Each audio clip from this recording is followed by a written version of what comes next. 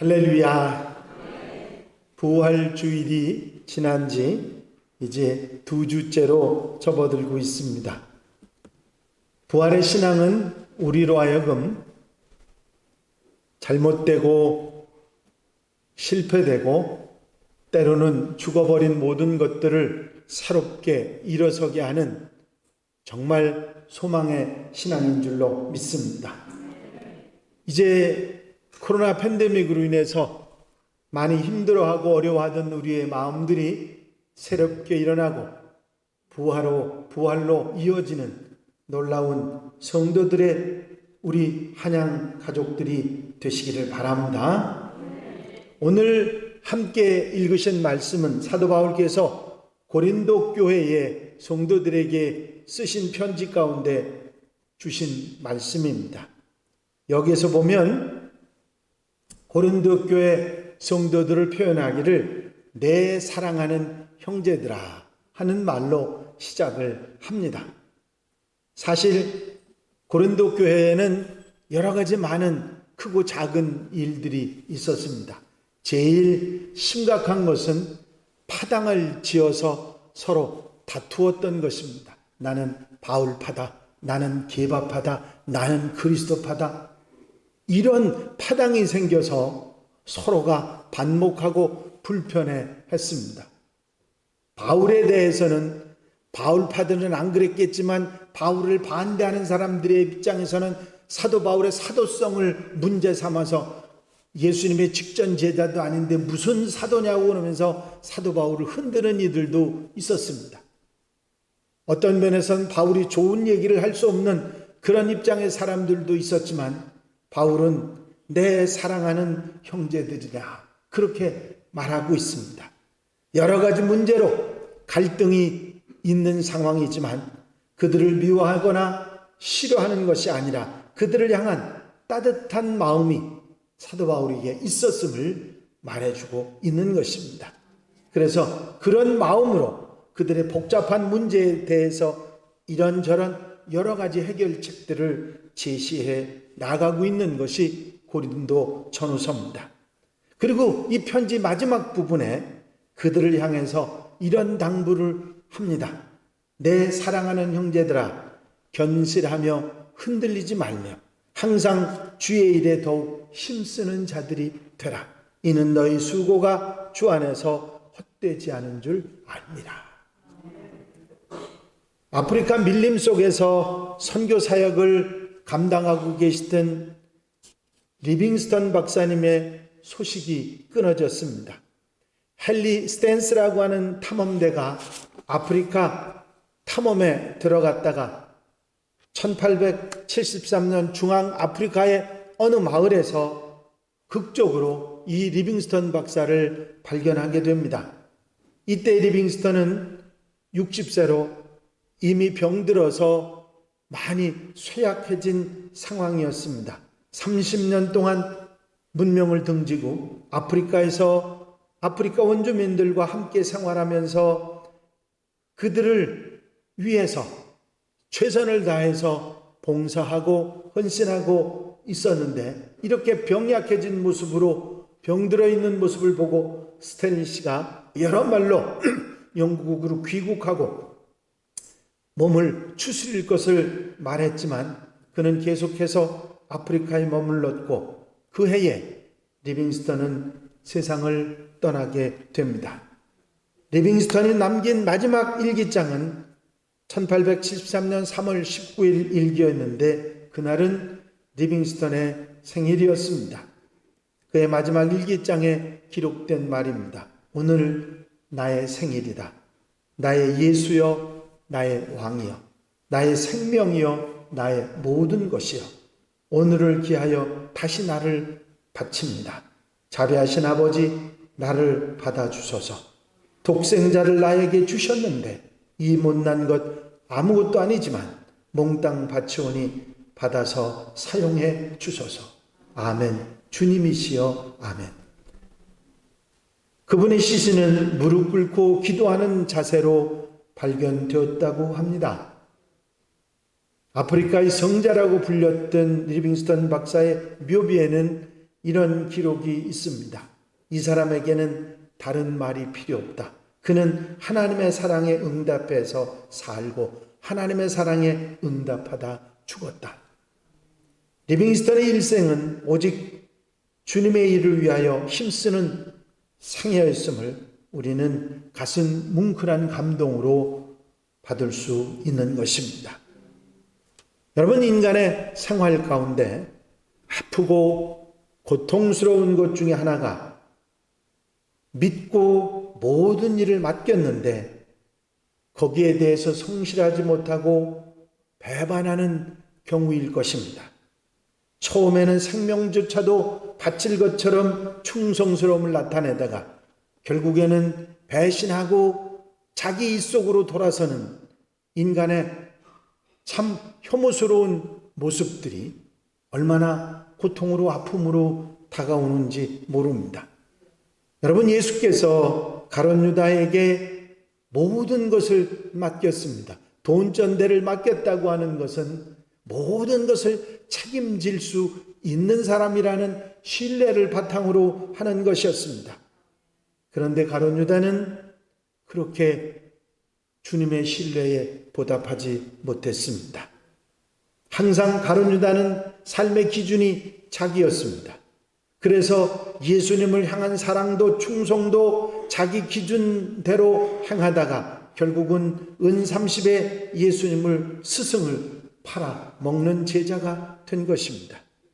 여러분, 사람들이 살아가면서 신이라고 하는 것을 왜 중요하게 생각하느냐 하면 이런 어처구니 없는 경우를 너무나도 많이 보기 때문입니다. 여러분, 오늘을 살아가는 우리 그리스도인의 삶을 한번 생각해 봐야 합니다. 하나님께서는 나를 사랑하셔서 독생자인 예수 그리스도를 이 땅에 보내셨고 그분을 십자가에 죽게 하심으로 죄 많은 우리들에게 대속의 은혜를 베풀어 주셨을 뿐만 아니라 영원한 생명을 얻고 하나님 나라에 들어가는 구원의 축복을 주셨을 뿐만 아니라 나를 신임하시고 충성스럽게 여기셔서 당신의 사역, 이 땅에서 당신이 해야 할 사명까지 우리에게 맡겨주셨습니다. 그런데 나는 주님 앞에 어떤 모습으로 살아가고 있는가? 정말 신실하게 신뢰받고 믿을 수 있는 사람으로 살아가고 있는가? 아니면 그냥 적당히 모양만 갖추고 있는 그런 모습은 아닌가? 우리는 우리의 삶을 뒤돌아봐야 할 것입니다.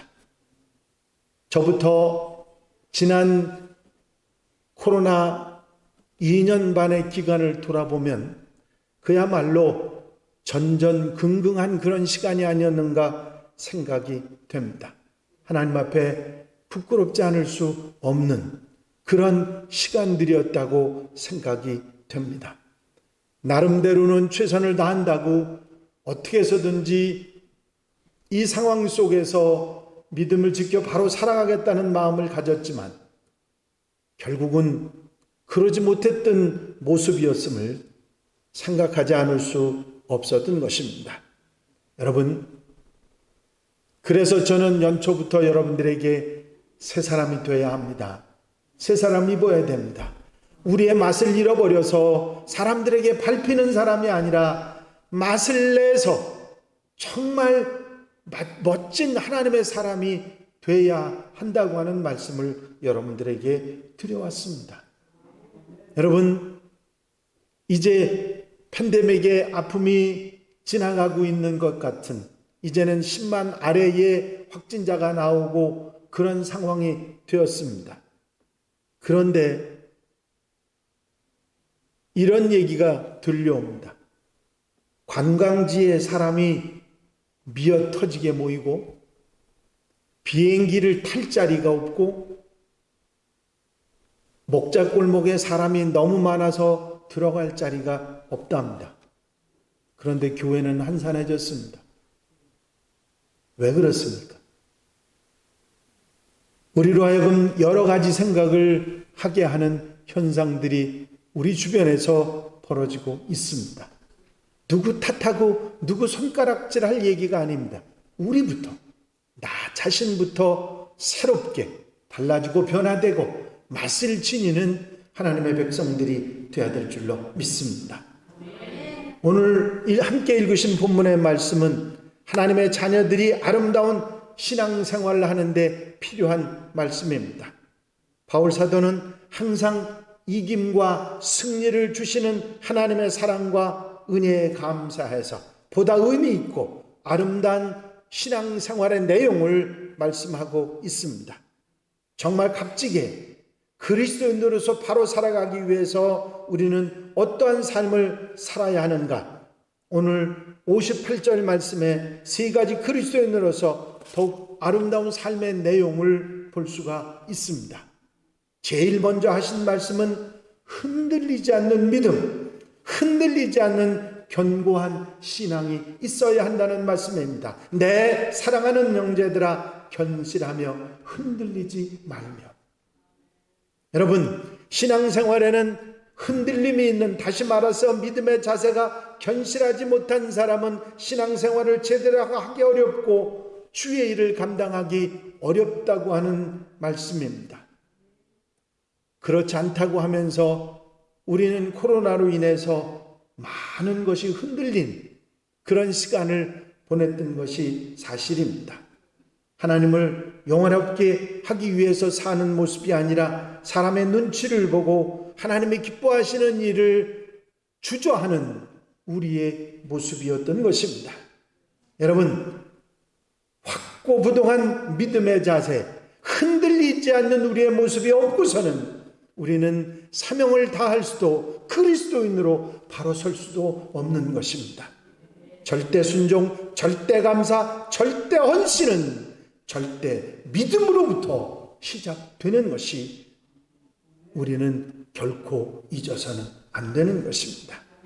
주의 일에 더욱 힘쓰는 자의 삶은 직분 때문에 일을 하거나 주위 상황 때문에 일하는 것이 아닙니다. 환경의 지배를 받는 것이 아니라는 것입니다. 그래서 사도 바울은 가난함도 부유함도 병들어 고통 중에서도 강건하게 힘차게 일을 할 수 있으면서도 옥에 갇혔어도 자유하면서도 항상 자기 자신으로 말미암아 하나님께 영광 돌리는 것이 삶의 목적이었던 것입니다.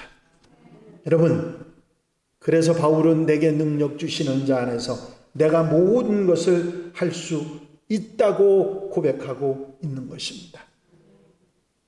바울의 삶을 우리가 생각해 보면 그는 두드려 맞아서 죽을 뻔한 것이 한두 번이 아니었습니다. 억울하게 감옥에 갇히고 핍박을 당하고 도망 다니고 밤중에 이러한 일들이 아니었던 것입니다. 그럼에도 불구하고 그는 오직 예수 그리스도께서 주신 부름의 상을 위해서, 사명을 위해서 온 일생을 다했던 것입니다. 뭐가 그 사람을 그렇게 만들었을까요? 그 속에는 흔들리지 않는 믿음이 있었습니다. 예수 그리스도에 대한 흔들리지 않는 믿음이 그런 사명의 삶을 살아가도록 만들었다고 하는 사실입니다. 우리는 지나간 시간을 돌아보면서 부끄럽게 흔들렸던 우리의 믿음을 돌아보면서 흔들리지 않는 믿음의 사람, 언제 어디서도 확실하고 죽음을 각오하고 흔들리지 않는 믿음을 가졌던 바울의 신앙을 다시 한번 책임져라고 본받는 하나님의 사람들이 되어야 될 줄로 믿습니다. 그리고 항상 주의 일에 더욱 힘쓰는 자들이 되라 말씀하신 말씀을 하셨습니다. 이 말씀 안에 세 마디의 중요한 표현이 있습니다. 하나는 항상입니다. 상황에 따라 달라지는 게 아니고 항상 언제나 변함없이 계속해서 그런 뜻을 가지고 있습니다.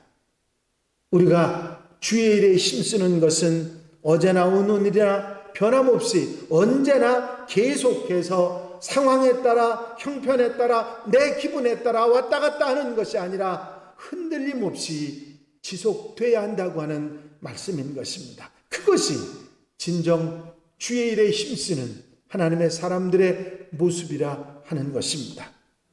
그리고 두 번째는 주의 일에 관한 말씀입니다. 그리스도인들이 생활의 삶 속에서 신앙생활에서 힘쓰는 것은 주님의 일이지 자기의 일이 아닙니다. 그래서 바울은 로마서 14장에 우리 중에 누구든지 자기를 위하여 사는 자가 없고 자기를 위하여 죽는 자도 없도다. 우리가 살아도 주를 위하여 살고 죽어도 주를 위하여 죽나니 그러므로 사나 죽으나 우리가 주의 것이로다. 그렇게 고백하고 있는 것입니다. 참으로 놀라운 고백이 아닐 수 없습니다. 우리가 힘써야 되는 것은 주의 일입니다. 교회 일을 하면서 자기 영광을 바라거나 자기 이익을 추구하는 것은 슬프고 가슴 아픈 일입니다. 우리가 힘쓸 주의 일이 무엇입니까? 복음 전하는 일입니다.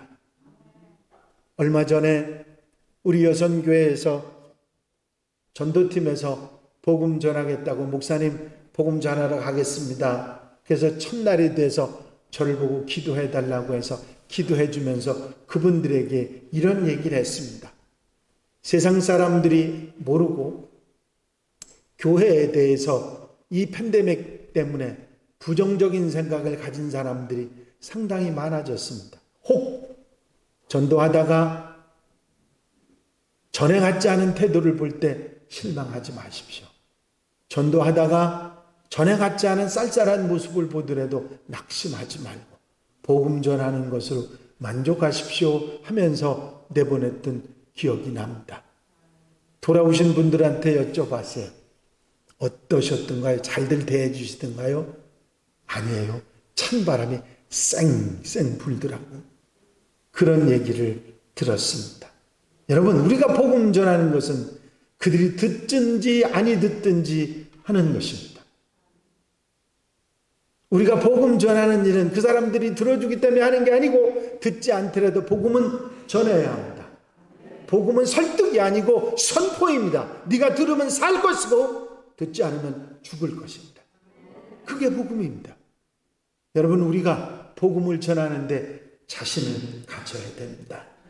여러분, 복음을 전하는 일은 우리에게 맡겨주신 주의 일인 것입니다.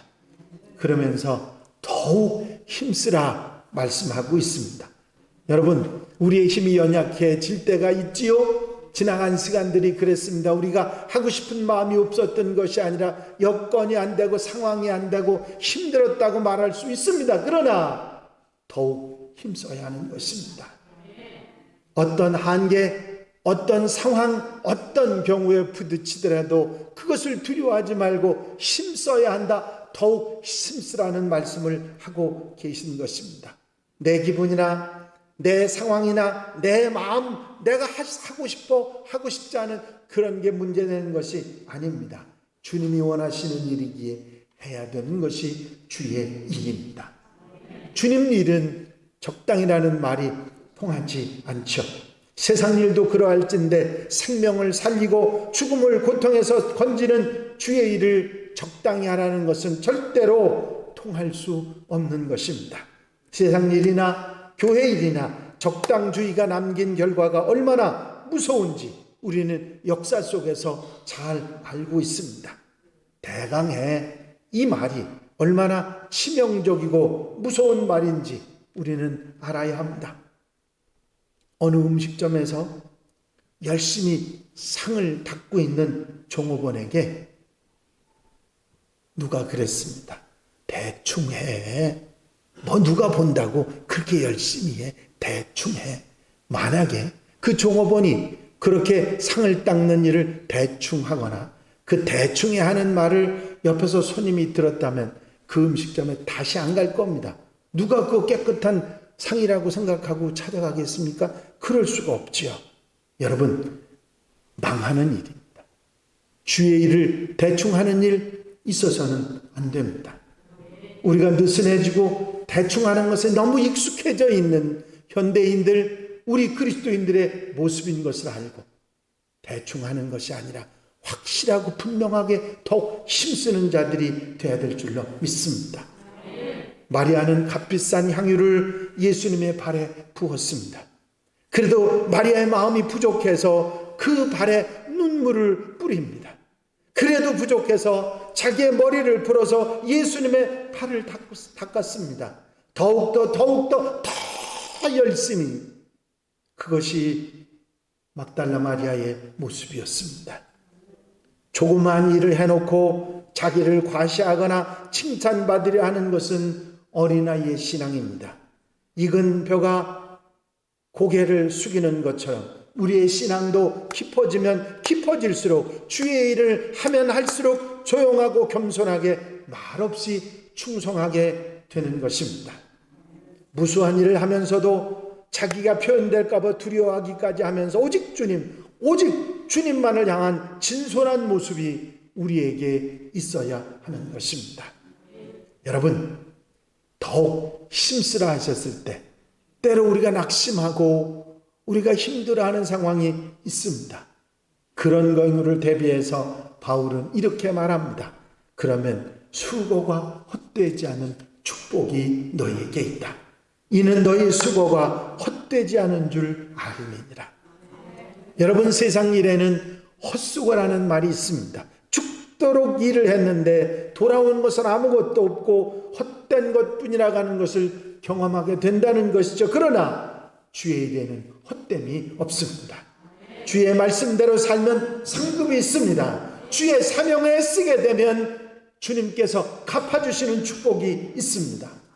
은밀하게 주의 일을 하면 주님도 은밀하게 갚아주시겠다고 말씀하셨습니다. 내 구자함이 은밀하게 하라. 은밀한 중에 보시는 너희 아버지께서 갚으시리라 말씀하셨습니다.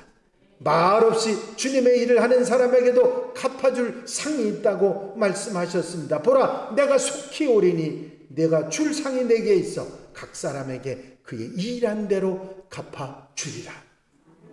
때로는 우리가 주의 일을 하면서 욕을 당하고 억울함도 당하고 아무것도 얻는 것이 없어 보이기도 하지만 신실한 하나님은 우리의 수고를 헛되게 하시지 않는 분인 줄로 믿습니다. 주님께서는 지금도 우리의 이름을 주님의 손바닥에 새기시고 우리의 모든 것을 아시고 살피시는 줄로 믿습니다. 젖먹이는 어미는 자식을 잊을지라도 하나님은 우리를 결코 잊지 않으신다고 약속해 주셨습니다. 여인이 어찌 그 젖먹는 자식을 잊겠으며 자기 태에서 난 아들을 긍휼히 여기지 않겠느냐. 그들은 혹시 잊을지라도 나는 너를 잊지 아니할 것이라. 여러분, 설령 우리가 하나님으로부터 보상을 받지 못한다 할지라도 당연히 우리는 주님을 위해 더욱 힘써야 됩니다. 왜? 우리는 받은 은혜가 많기 때문입니다. 우리는 천국의 놀라운 축복을 아무 공로 없이 주님으로부터 받았고 우리의 죄사함의 은혜를 우리가 아무것도 한 것도 없이 주님의 십자가의 은혜로 받았고 우리가 드리는 기도의 응답을 넘치도록 받았기 때문입니다. 주님께서 가르쳐 주신 오직 너희는 먼저 그의 나라와 그의 의를 구하라. 그리하면 이 모든 것을 너에게 더하여 주시리라는 말씀을 믿고 살아가는 하나님께서 더 좋은 것으로 주신다는 사실을 믿고 사는 하나님의 백성들이 되어야 될 줄로 믿습니다. 서로가 서로를 위로하고 힘들지만 더욱 주의 일에 힘쓰고 한 걸음 한 걸음 열심히 나아가는 성도들이 되어야 될 줄로 믿습니다. 아름다운 마음으로 그리고 진솔하고 거짓없는 믿음으로 주님께 나와서 주의 일에 힘쓰는 우리들을 될 때 살아계신 하나님은 더욱 좋은 것으로 우리에게 허락해 주실 줄로 믿습니다. 내 사랑하는 형제들아, 견고하며 흔들리지 말며 항상 주의 일에 더욱 힘쓰는 자들이 되라. 이는 너희 수고가 헛되지 않은 줄 알느니라. 여러분, 이제 시작입니다. 지금까지는 우리에게 부족한 부분이 많고 우리가 깨닫지 못하고 알지 못하는 부분이 많았다 할지라도 내게 주신 사명 하나하나, 속장님은 속장님들대로, 교사들은 교사들대로, 기관장들은 기관장들대로 내가 맡은 일, 그 일을 위해서 한 걸음 한 걸음 성실하게 힘써서 우리가 해 나갈 때 하나님께서 기뻐하시고 놀라운 은혜, 복을 더하시는 역사가 있을 줄로 믿습니다. 만나는 사람들에게 때를 얻든지 못 얻든지 복음을 전하고 주님을 나누면서 이제 생명을 나누는 놀라운 은혜가 있어야 될 줄로 믿습니다. 저를 한번 따라해 보시겠습니다. 더욱 힘쓰는 자들이 되라. 더욱 힘쓰는 자들이 되라. 신앙생활에도 더욱 힘쓰는 자들이 되고 주의 사명, 주신 사명에도 더욱 힘쓰는 자들이 되고 우리의 믿음 생활에 더욱 힘쓰는 자들이 될 때 놀라운 하나님의 역사가 우리 삶 속에 나타날 줄로 믿습니다. 기도드리십니다. 사랑과 은혜가 영심하시는 아버지 하나님, 우리가 살아가는 모든 생활에 의기소침해지고 여러 가지로 연약해졌던 우리의 마음들이 새로워지고 새 사람이 되어 주님께서 주신 그 맛을 잃지 않고 더욱 힘쓰는 자들이 되는 주의 사명에 주의 힘쓰는 자들이 되는 우리가 되기를 원합니다. 아직은 부족합니다. 연약합니다. 성령께서 우리를 사로잡아 이끌어 인도해 주시고 놀라운 역사로 함께하여 주시옵소서. 그래야 하나님의 사람으로 합당하게 살아가게 하여 주시고 더욱 힘쓰는 자들이 되어서 하나님께 영광 돌려드리고 하나님의 축복과 은혜 속에 사는 하나님의 백성들, 한양가족들이 되게 하여 주시옵소서. 언제나 도우시고 함께하시고 인도해 주실 줄로 믿사오고 예수 그리스도의 이름으로 기도하옵나이다. 아멘.